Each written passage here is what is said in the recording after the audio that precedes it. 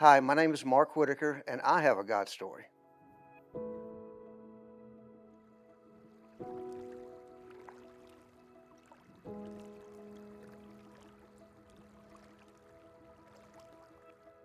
We've been coming to Grace now for around 25 years. One day I get a phone call at home, and this person informs me that my attorney and my number one employee were working together, had been embezzling money from us.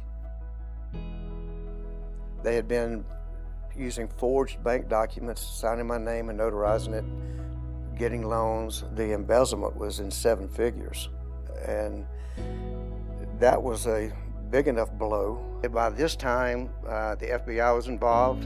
And then, if there was any way to make a bad situation worse, the bank doesn't really care.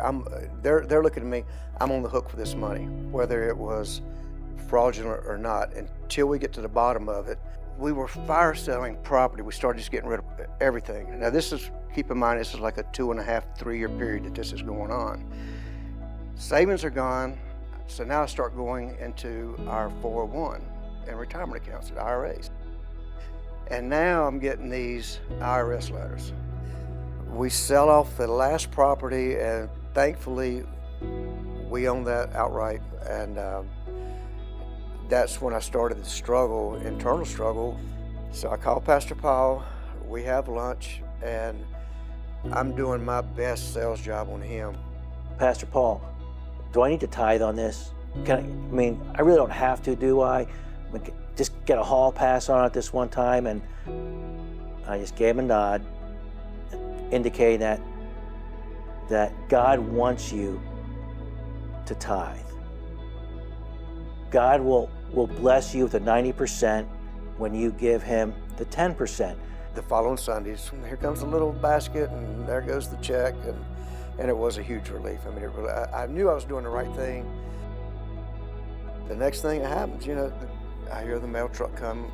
I go up, grab the mail, and as soon as I open the mailbox, right there on the very top, first thing, IRS letter. So I was literally screaming at God, shaking that letter. How can you do this to me? And I just started ripping it. And same letter, but one sentence.